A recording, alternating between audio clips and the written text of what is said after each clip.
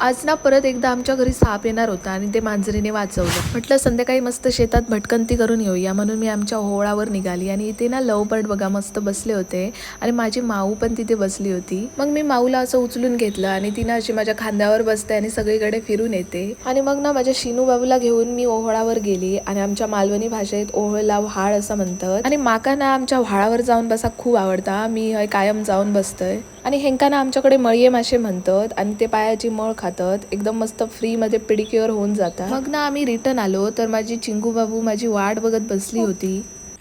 चिंगू चल गली ती जिथे बसली होती तिथून उचलून घेऊन ना मी घरात आली आणि तिला खालती सोडलं तर एक साप ना आमच्या घरात येत होता. तर आमच्या मांजरीने तिला बघितलं आणि त्याला अडवलं. हा कोणता साप आहे त्याचं नाव मला कमेंट करून सांगा आणि हा साप विषारी आहे की बिनविषारी तेही मला कमेंट करून सांगा. आणि असेच नवीन नवीन व्हिडिओ बघण्यासाठी रुशाली मोरे ह्या चॅनलला सबस्क्राईब करा.